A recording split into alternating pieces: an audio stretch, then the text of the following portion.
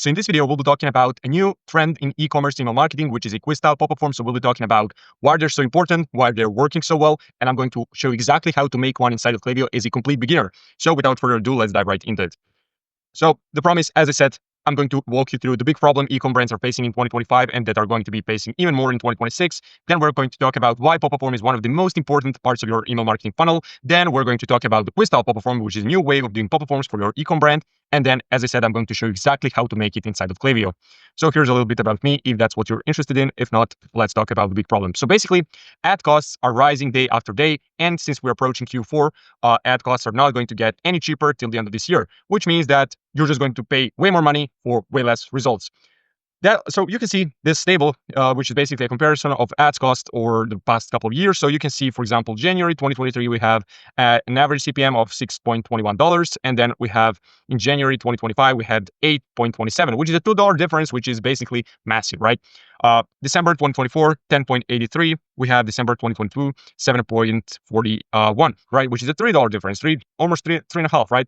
So as you can see here, we are right here in September. So you can see how ad costs are rising rapidly here. So we have 8.30, 8.94, 9.61, 10.83. So this is just a side note, but as you can see, since ad costs are going to rise till the end of this year, what that means is that right now is the best time to up your ad spend, optimize your pop-up form and your email system, capture as many leads as you can for as cheap as possible, and then sell through to those people on your email list during Q4, right? That doesn't mean that you're going to turn off your ads during Q4, right? It just means that you're going to get a lot of cheap leads right now compared to what you'd be paying for them during November and December, for example, and then you'll have way more revenue that you're going to pull during Q4. Basically, it's not even about revenue, it's mainly about profit. You're going to pull a lot of revenue, but it's not going to be as profitable as it could be because of the ad cost, obviously.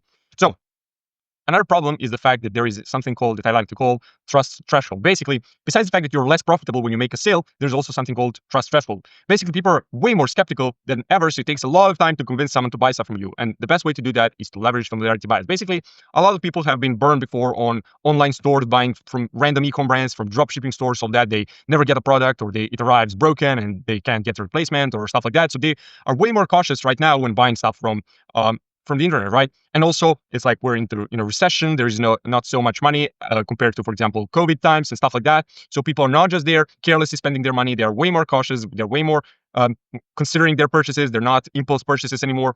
So it's way more difficult to get money out of people. But the best way to do that is to cross the threshold, right, by leveraging familiarity bias. So this is Google's definition of familiarity bias. Familiarity bias is when people tend to favor things that are familiar to them while showing less interest in things that are unfamiliar. Basically, you're trying to get as familiar to your customers as possible. And how do you do that? Basically, since we're humans, we're illogical, we're not very rational, right? So the best way to actually get familiar with people is just through sheer exposure, which means that you need to be in front of people's faces all the time. So you can do that through ads, you can do that through email, you can do that through social media posts, organic content, and all that stuff. The problem is, if you're using ads, if you're relying on ads are expensive, as you could see, right? So it's going to get way harder for you, especially as we're entering Q4 right now, for you to get attention profitably from people and overcome that threshold, get familiar with your customers, right? And get them to buy. So the solution is obvious. It's the cheapest marketing channel, email, right? Email has an average ROI of 44x, which means that for every dollar you put in, you get 44 out on average, right? It ranges from 35 to 45x, for example, but let's say 40x. Let's say even that, like for every dollar you put in, you're going to get $40 out, which sounds like a pretty good deal to me, if you ask me, right?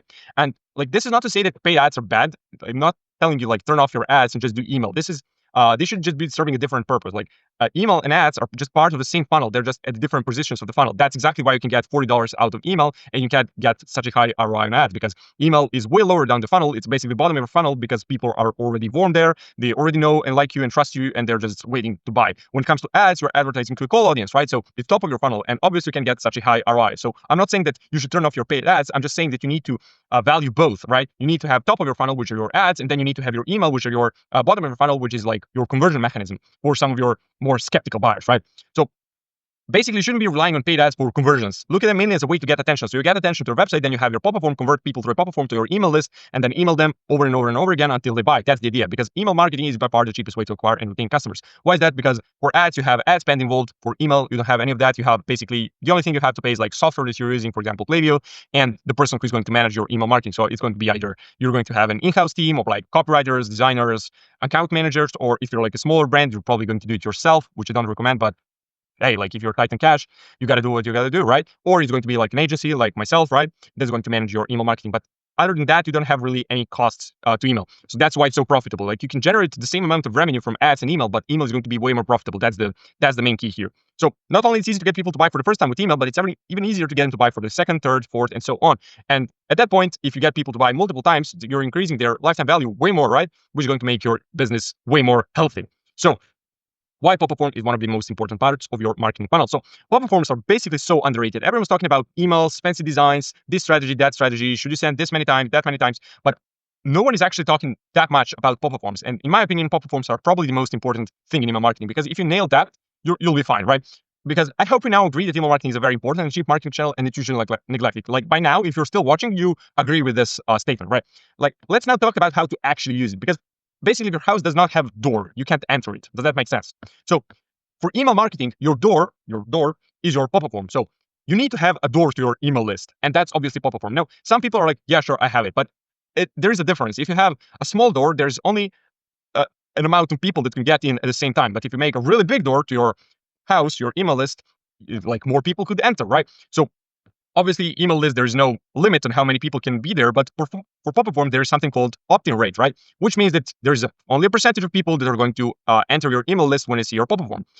Which means that the highest leverage thing you can do for your email list is actually optimize your pop-up form to convert better, which means that more people are going to get to your list. Now, let me tell you, the industry average is just 4% conversion rate, which means that for every 100 people that see your pop-up form, 4% are actually going to convert. Now, if you get that from 4% to, let's say, 8%, which is something that we aim for, at least at my agency, we aim for at least 8%, but ideally 10%, you're going to not increase your opt-in rate by 4%. You're going to double it, right? It's going to be an increase of 100%. Now, when I say like for every 100 people that view your pop-up form, like four people are going to opt in, and then if you increase it to 8%, it's going to be like 8 people. That sounds like, okay, whatever, it's 4 more people. But like, correct me if I'm wrong, but you don't have 100 people visiting your website every single month. You have more like 100,000 or 50,000 or whatever. So let's say you have 50,000 monthly website traffic. For 4%, at 4% opt-in rate, you're getting like 2K new subscribers. At 8% opt-in rate, you're getting 4K new subscribers, which is like a huge difference. If every single month you were to get 4K new subscribers instead of 2K, you'd be growing twice as fast, right? So it makes way more sense to actually nail the pop-up form, focus on that, and then you're going to have way more leads to actually sell to. So basically, the more people sign up, the more people you'll have on your list to send emails to. It's that simple. So even if your emails are bad, but you have a lot of people that you can actually reach, you're going to convert people, because it's just a numbers game. So most people neglect this part and focus on the actual emails. But when you think about it, it doesn't make any sense, because you can focus on email, but if you have no one to send them to, there's no point in even sending them, right? Because no one's going to see them. So pop-up form in your funnel. The reason why pop-up form is important in your funnel is because you're paying for the ads already, but only a handful of people buy immediately. You'll have all of those people. You have like, let's say 1,000 people see your ad and come to your website.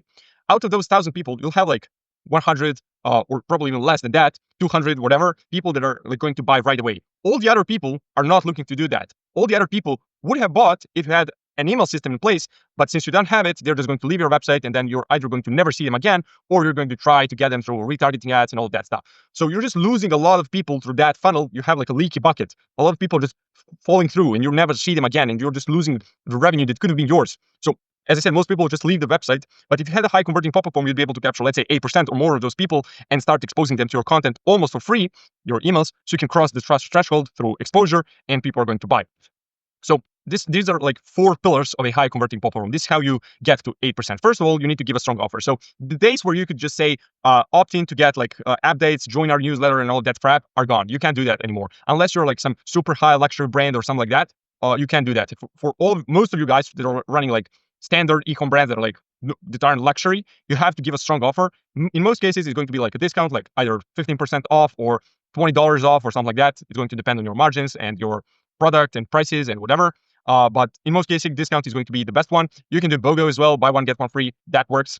Free shipping in some cases, but in most cases, the safest bet is going to be your discount. So for the discounts, you'll want to test like dollars off versus percentage off. Now, if your average order value is above $100, you'll probably want to do a dollars off instead of a percentage off, because let's say your AOV is $200, you could give 15% off or $30 off, which is effectively the same thing. But if you give $30 off, that sounds way more appealing to the customers than 15% off, because 30 is bigger than 15. And obviously, when humans are that like zombie mode, when they're just browsing internet, they're not sitting there calculating like, oh yeah, he gave me 20% off, but that's way better than $30 off. They're going to be like, yeah, 30, that's a bigger number than 20, that's better, let's go with that. So overall, that's something you'd like to test. But for example, if you have AOV that's lower than $100, you'd probably want to go with percent off than dollars off. But as I said, that's something to actually test. You just can't throw it like there and be like, yeah, it's going to work better. You have to test it. Then pillar number 2, don't distract with too much copy. So I see a lot of pop-up forms that have like the offer and then like join our newsletter for special updates and like stuff like that. Like you're distracting customer with that much copy. The only thing you need is like your offer, your email input field, and your button, your CTA. That's about it. Like if you're having a lot of copy, a lot of like distracting words that doesn't not mean anything, that's the main problem. Like you have the offer, which is like some copy. It's like unlock 10% off. That's fine because that means something. When you say like join our newsletter to get the latest updates and stuff like that, like no one cares. That doesn't mean anything. It does not have any meaning. So get rid of all of those excess words. I'm going to show you exactly what your pop-up form should look like later on.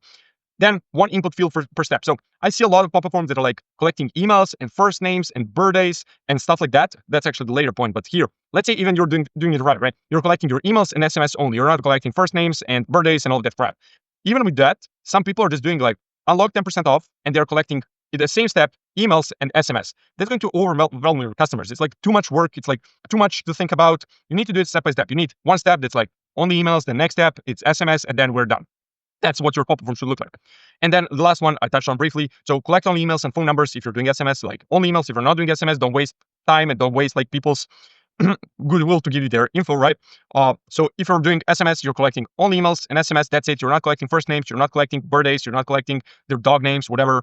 This is the only thing you're collecting. So let me show you what quiz-style pop-up forms are. So this is the new trend, basically. Quiz-style pop-ups are a new trend where you're asking people a question in exchange for a discount. This is an advanced way of making a micro-commit step. So if you don't know what a micro-commit step is, this is what it looks like. Basically, I tell you like, you've got 10 euros off, claim 10 euros off, that's it. So you can see here that you don't have an email input field here. Why is that? So this step is called a micro commit. And the idea is basically that you get people to make a commitment at the beginning. So this is the first step that you see. Since people like to be consistent, they're more likely to enter their email in the next step, this one. So all they need to do is like click a button, right? It doesn't seem like a big deal to them. And so they do it, right? It's like, you got 10% off, claim 10% off, boom, you click it. That's it. Like that's all you need to do. And then boom, they made a commitment. So they opt in. Now, since they click the button, as I said, they make a commitment to themselves that they actually want the discount, so they're way more likely to actually enter their email here. Now, I'm not saying that every single person who clicks this button is going to give you their email, obviously not, right? But it's going to increase the likelihood that they're actually going to give you their email. So this is a micro commit step. Now, this is how you take it a step further. So look at this pop-up form. This is a pop-up form for Fluid. So this is a beautiful pop-up form. If you ask me, this is a full page pop-up form working really well. So let me show you here. You got a mystery discount. To reveal it, tell us what do you struggle with the most. So this is the same thing. It's like a micro commitment step, but I'm asking you a specific question. It's not like, do you want 10% off? Because people already are getting trained on how to escape it, and how they're like getting used to it. They're seeing it everywhere. Now this is a new thing. So I'm asking you actually a specific question. Now, the reason this is so good is because I'm achieving 3 things here. Basically, first of all, I'm achieving the micro commit effect. So it's the same thing. I'm asking you a question to give you a discount. I'm not asking you for your email right away, but it's way more specific. So it's even way more interesting for people to answer, because obviously it's like personal to them. So they want to answer because people, as you know, love talking about themselves. Then we have the objective number 2 that I achieve is like people feel like they're getting a personal solution. So they feel like if I tell them that I'm struggling with stress, for example, they're going to recommend me specific products that are going to help me with stress. Now, some brands maybe do it, but you don't really have to do this, honestly. You don't have to make like separate segments. So like, yeah, they told anxiety and these guys told sleep. You can do it if you're like a really big brand. For example, these guys might be doing it because they're big, but unless you're like a really big brand and you have a team that's going to do all of this stuff, it's not going to be worth it, because you're just going to waste so much time making all of these different emails to different segments, and those segments are just not big enough for it to actually make a huge difference. So unless you're like a really big brand, you're like an 8-9 figure brand, no need to do this stuff. You can just ask this as like a form of micro commitment step. You don't have to actually make different segments and actually send different emails to these people. So, and the third thing that we're achieving is people actually feel like they managed to earn the discount instead of just it being given to them, right? So they actually value it way more, and they're therefore more likely to actually use it and spend money on your website. So that's the thing. Now, these kinds of pop-up forms are usually made not made in Klaviyo, right? Natively, they're made in, for example, software called Learn. So we have, for example, a partnership with them at my agency, and we use that for every single client. We make a pop-up form with them. We see a way bigger difference than using native Klaviyo pop-up forms that we design in-house. So you need to use this if you're looking to actually take this seriously. But if you're like on a budget, or you just want to try it out first or something like that, you can absolutely make it inside of Klaviyo. And I'm actually going to show you how to do it inside of Klaviyo as a beginner. And just to make it obvious at the beginning, it's not going to be as good as Learn. It's going to be worse than that, but still, it can be done. So if you wanted to build a similar pop-up form for you, book a call with me, second link in the description. We have an agency deal with them, so you can get it at a better price. So sounds good to me. Now, This is the next step. So they have another question. So one more question: how many baths do you take per month? Rarely, a few times a week, whatever. So now you might be thinking like, this is too much work for a customer. Isn't this going to perform way worse or something like that? Surprisingly, it probably doesn't since they're running it, right? Now, the thing is, like, not every single quiz style pop-up form needs to have multiple questions. For most brands, actually, it's going to be like one question only, like this one. For this brand, this is like a kind of like a unique situation. So they have two questions. Some brands might have more, but usually it's going to be only one question. But again, this is something you need to test for yourself. Does more questions make your opt-in rate go up? In most cases, it's probably not going to, but for them, it's working. I'm just saying, like, this is an outlier, but it still could be working, right? It's not about less work equals higher opt-in rates in this case, because as I said, this is personalized. People like to talk about themselves like, okay, this random brand is asking me like, how many bats do I take per month? So let me tell you, like, people love to be at the center of attention, right? And then we have the third step. So this is finally where you're entering your email. So as you can see, the thing we talked about a couple of minutes ago, we have the copy, the offer, unlock your mystery discount, enter your email, CTA. That's it. You don't have supporting copy. Join our email list to get latest updates and news from our brand and stuff like that. That doesn't mean anything. This means something. This means something. This means something. That's about it. Also, you can see how they're running a mystery discount. This is also a new trend. So instead of running 15% off, you could be running a mystery discount. Now, you don't have to set up any fancy backend with random generated discounts and stuff like that. You can send the same discount to all the people. You can send the same 15% off. You just frame it as a mystery discount. What you could do maybe is run like unlock a mystery discount and deliver like 17% off. And that might seem like a mystery discount with a mystery code. You could create like a dynamic code inside of Klaviyo or like just a random looking code. And that's going to make people believe that it's actually a mystery discount, which is actually probably going to boost your conversions. But this is something to test, right? So let's talk about how to create a pop-up form inside of Klaviyo. So here we are inside of Klaviyo. So as you can see, I have a dummy account here that I'm going to use to show you how to create a quiz style pop-up form as a complete beginner. So let's navigate to sign up forms here and let's create a new form. Now we can create like a blank one and edit it and all of that, but I kind of find it easier to just pick some sort of a template and then edit that. It's going to be kind of like the same thing, because if you don't have a template you want to use, you can create a blank form, but I'm just going to use a template. So I found this one because it has kind of like quiz style pop form. This is the only one I saw that has that kind of style, right, that we can actually use. So let's go with this one. So let's call it quiz pop-up, quiz pop-up. Let's call it that. List, email list, create form. Boom. Let's wait for it to load. And boom, we have a quiz style pop form. So we have a teaser here. I'm going to remove it immediately because I don't want to edit that right now, honestly. In terms of teasers, this is a question we got. Basically, sure. Actually, let me show you. Klaviyo is going to tell you somewhere. Yeah, here. So you can see adding a teaser can increase your form submission spot by 1.8 times, right? That might be true. You have to test it for yourself. The problem with teasers is not the fact that it's going to ruin your opt-in rate. It's going to boost it probably in most cases. The problem with teasers is it might ruin like your shopping experience for your customers, which might get to a lower overall conversion rate on your website. So that's what I'm just looking at. In terms of teasers, for you to run them, you can't just look at your opt-in rate. You have to take like a more of a holistic approach to actually decide if that's the right move for your brand. So you have to take a look at your opt-in rates, but also you have to take a look at your conversion rate and maybe AOV and stuff like that. So this is kind of like a tricky thing, but we're not going to do a teaser right now because I don't want to be editing it, to be honest, right now. I don't care about teasers. Fuck teasers. So let's do the pop form instead. So first of all, I would like to make this a full page pop form. So as you can see, all of those previous ones were full page. Now, the brand we are going to be making this pop-up form for is going to be Xenia. So why Xenia? So if you haven't seen that one, I made a video last week, I think, about creating redesigning Xenia's emails. So you can check that one out right here. I'm going to have a card pop up. So it's a really cool video. We're just basically designing an email for a luxury menswear brand. If you're not in a luxury menswear space, I still recommend you watch it because I'm teaching you how to design a high converting email. Now, first thing I want to do is get this to the right. So let's make it like 10. And let's add like 10 here to have X at the top right corner. Now the next thing we need to do is actually change this background. So we're going to do styles, replace this image, and we're going to do this one. Okay, looking good, right? So we have the image. Now, we have the image, but we need to change this thing here. Now, obviously, I don't want anyone in the comments telling me, hey, like, since Xenia is a luxury brand, they're not going to be running a discount. Obviously, I know that. The reason we're using Xenia is because we already made emails for them, so it's kind of like we can make a series about doing Xenia email marketing. Obviously, they're never going to run a pop-up for a discount on their websites and they're a luxury brand. I know that. I'm not stupid, right? I'm just showing you how to make a pop-up form. And another side note, this pop form is probably not going to be amazing since we don't have a specific one they use. They have their own font called something like Helvetii Xenia or something like that. We don't have that. We don't really have access to their assets and stuff like that with like specific photos. Obviously, for your brand, you're going to have the exact font. For your brand, you're going to have assets. You can pick the perfect photo and all that stuff. I hope that stuff is obvious to you. I'm just showing you the principles of making a quiz style platform inside of Klaviyo.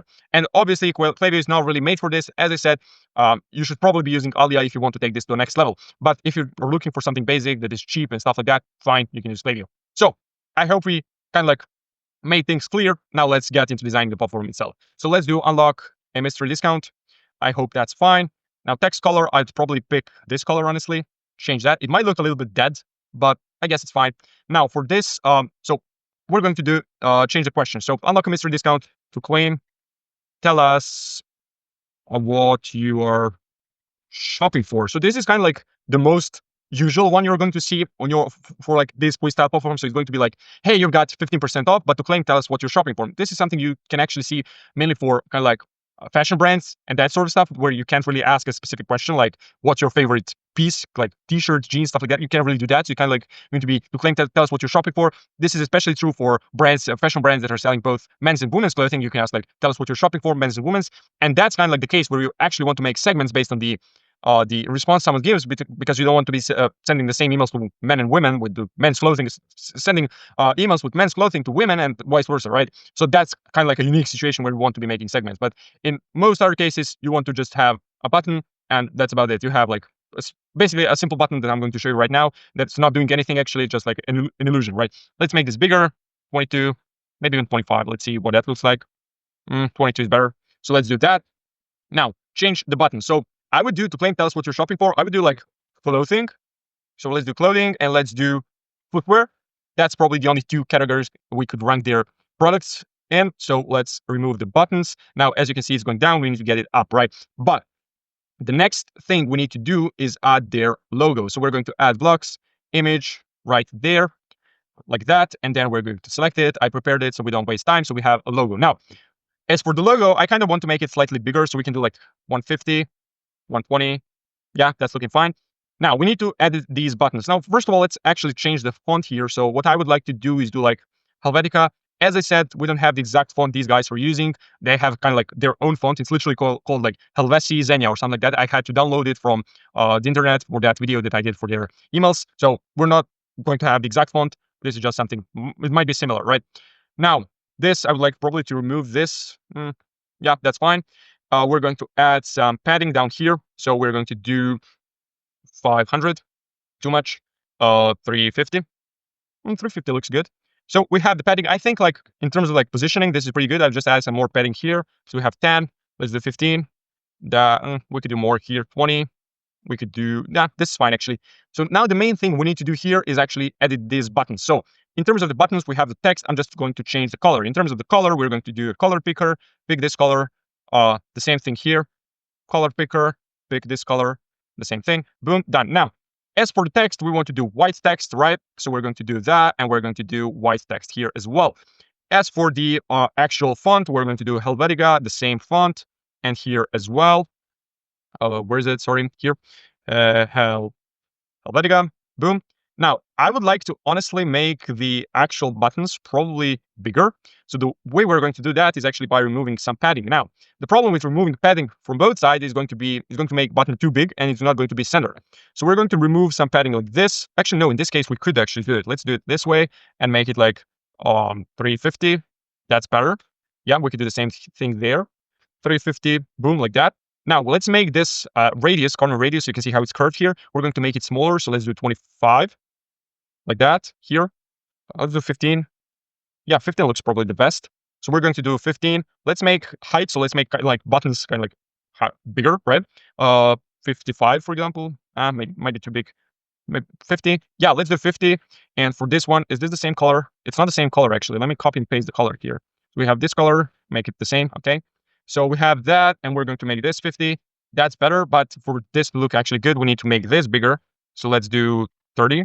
30 is too much, 25. And we're going to do 25 for this, so it fits the button better. Now we're going to make this bold. Yeah, let's make it bold. I like bold almost always. Now we're lacking some padding down here, so we're going to make this 150, for example. More 250. 250 might be fine. 300. Yeah, I think 300 is the best one. Now I'd probably like to make this color. This is not the right one. So you can see we had the same color with this button and with this text. I want to make it darker so it pops out a little bit more. like that. Unlock a mystery discount to claim. Tell us what you're shopping for, clothing or footwear. That's looking pretty good. Now, the next thing we need to do is actually edit the next step. So you can see how the next step is all fucked up. We're not going to do the same thing over and over again. So we're going to delete this step. Boom. First of all, let's just make sure these buttons are doing this right thing. So action, submit form, show next step. That's good. And this thing we're going to do not close form. So you can see, good thing I took a look at that. So we're going to do submit form and we're going to show next step. That's good. Now, another thing you could do is you could go add blocks. You could add a button here, down here. We're going to just remove this padding because it's too much. We're going to do 25. So what you could do here is just do a transparent button like that and say, instead of button text, say, no thanks, I'll pay at full price. You could do that. This is a little bit more of an aggressive tactic. You could do that.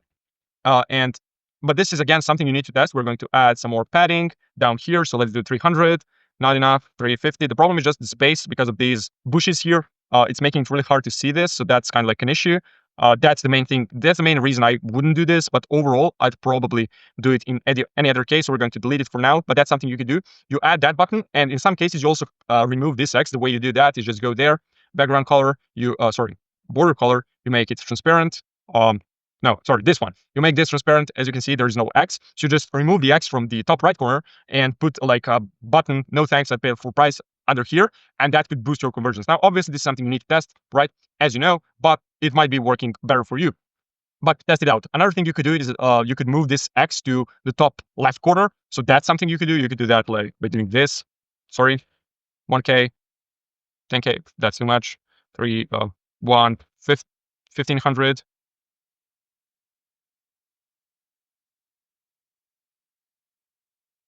Wait, let me find the perfect one.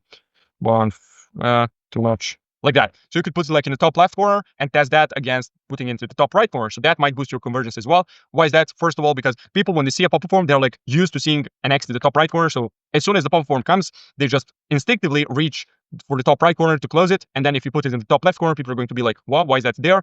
And you can actually get them to at least consider your offer, and then they can consciously close the form instead of like doing it subconsciously. That's the main problem. People just close it subconsciously without even considering the offer, without even thinking like, wait, like, do you actually want the mystery discount, right?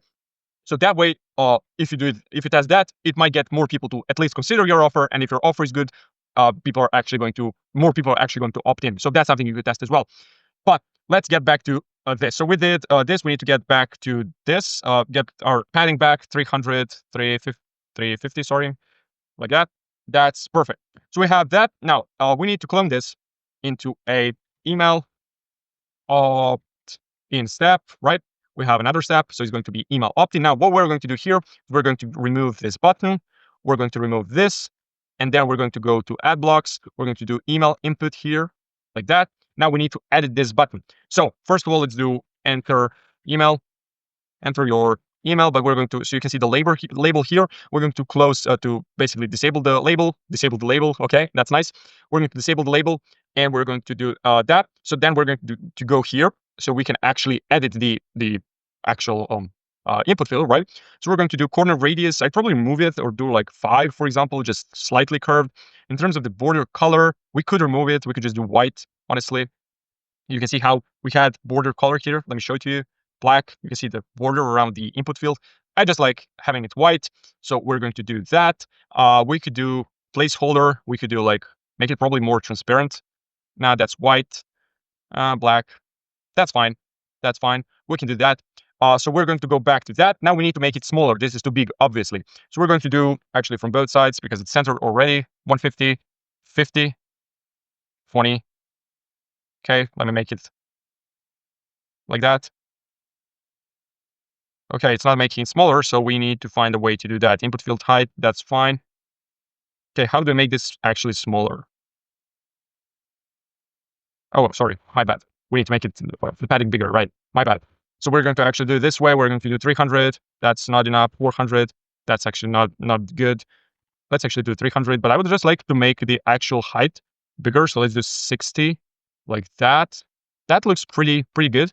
We could just make sorry. Let's go there and make the actual placeholder color more like that to make it kind of like more subtle. I like that. That's pretty good. Now we need to enter this button. So we are going to submit it to the email list, show next step, list to submit. That's good. We need to just make this button. So it's going to say unlock did this, unlock the discount, something like that, or go to the top tabs, unlock the discount, nah, unlock the discount. We could do that. Like that, we could make this button bigger, honestly. What do you think about that? We could do like 330, for example, and here 330, like that. That's pretty good. I'd probably, maybe height like 60, not too much, 55. That's fine. We can do that. And we need some more padding down here. So we're going to do, sorry, here, 50. We're going to do 300 again, probably 320, 350. Yeah, let's do 350. So we have unlock a mystery discount. We're going to do some more padding around this. So we're going to do 25, 20. Yeah, that's perfect. So we have quiz, we have email opt-in. Now, that's looking good. I like that. Now, the next step, we're going to clone this one again. We're going to do this. We're going to make this into an SMS opt-in. Now, the problem with this is that I can't really show you exactly how to do it because I don't have SMS set up on this dummy account. So that's the problem. But I'm just going to show it basically how to do it. So you're going to remove this email input field. Everything is going to be the same. And you're going to add a block. You're going to go down here, phone number, like that. And then, as you can see, it's asking me to actually set up this, and so we can actually edit it. But since we're not going to do that, you're just going to do the same thing. You're going to make it smaller, and basically that's about it. You just need to add some padding, and it's going to get smaller, and that's about it. What you could do here in terms of copy, you could leave it the same, but you could also do like almost there, something like that, or almost finished, or or finish signing up. So those are kind of like the variations that are working well. You could do that. But you could also do like unlock a mystery discount, leave that. That's absolutely fine. Again, that's something that you need to actually test. It's not going to be the highest leverage test because it's kind of like the third step. So most of the people who are here are already decided that they're going to actually get the discount, and they're got the discount through email. They're not just going to sign up for SMS. So that's kind of like the test that you're going to run after you already tested, for example, the X, the offer, the copy, maybe the buttons, and that sort of stuff, right? The time delay, that's something that's super important. So you can change that up here. So time delay, we're going to test, for example, 4 seconds versus 6 seconds, then 6 seconds versus 8 seconds, stuff like that. All the other stuff is not really important. You can test it. You don't have to. In terms of the devices, you could do like 2 separate forms for mobile and desktop. That's something I recommend you do. Why is that? Because so you can see here devices, this is desktop only because it's a full page. You could do a mobile only, but it's going to first of all be difficult to edit for both devices. But also the thing is, it's going to be difficult to test because the stuff that's going to work better for desktop might not work better for mobile. So that's the reason I recommend you have 2 separate platforms that are like, one is for exclusively to desktop and the other one is exclusively for mobile. So that's kind of like how you do it. Now, success page, we can edit. We are not going to edit it right now. You're going to do the same thing. Basically, we're just going to change this text, right? And this button. So it's going to be the same thing. I just don't want to waste your time and my time doing this because it's the same stuff. The main thing here that I wanted to show is basically like, you're just doing this micro commitments tab. That's kind of like a quiz. You're just adding some buttons. You don't have to make any fancy backend connecting to some fancy segments and stuff like that. You don't have to do that. You just do this, and that's what your pop-up form looks like. You can tell this isn't a bad pop-up form. It looks pretty good, right? Obviously, as I said, if I had their exact font and their brand assets so I could pick a better photo and stuff like that, it will probably be even better. But overall, this is not a bad pop-up form, right? So that's how you do it. You have quiz, you have email opt-in, SMS opt-in, you run, then the next main thing is just running these A/B tests, but we're not going to set up that right now. The way you do that, you leave this one the way it is, and then the next one, the other option, the B variation, right? You just change this text to, for example, unlock 15% off, and that's your A/B test. Then after you get sufficient data, let's say 1,000, 2,000 people have seen each variation, and you can clearly see that one is better than the other, you turn off the worst variation, you leave the better variation, you probably run another A/B test immediately. That's how you do it. You finish with one, then run the other one, and that's the way you're going to do it, right? Now, the stuff you're going to test is mainly offer, copy, so you can do offer in terms of like unlock 15% off or unlock 15, okay, it's not going to be this, but it's going to be like unlock $30 off, for example. Then you're going to do copy in terms of like how you frame it. It's going to be get $30 off or unlock $30 off. Then you're going to do, for example, time delay. So I told you how to do that. So you're going to change it here. So you're going to do 12 seconds versus 6 seconds, for example.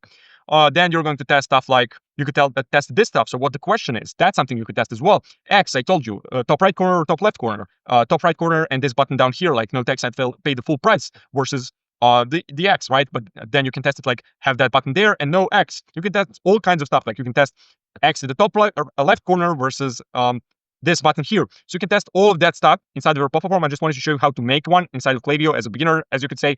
This was pretty damn simple. We did it in like 5 to 10 minutes. It's super simple. You don't have to do anything fancy here. It's just about getting people the right offer. Design is important, but it's not very important. You don't have to be some design master. As you can see, I'm not. You just get people the right offer, the right copy. You follow the best practices that we already talked about, and you're going to have an amazing pop-up. So if you need someone to run your email marketing on a purely performance basis, you can book a call with me below. You can find my calendar link, second link in description. So I'm going to take a look at your existing email marketing strategy. I'm going to give you the exact roadmap you need to actually scale your email marketing in 2025 and 2026 to prepare for Q4 and all that stuff. And then if you see we're a good fit, I'm going to run your email marketing on a pure performance basis, which means that you only pay a percentage of email generated revenue, right? So if that sounds interesting, as I said, second link is in the description. Book a call with me. First link in the description is my free e-commerce email marketing guide that you can claim. So click the link and you're going to get it. So that's it for this video. Thanks for watching. I'll see you in the next one. Bye.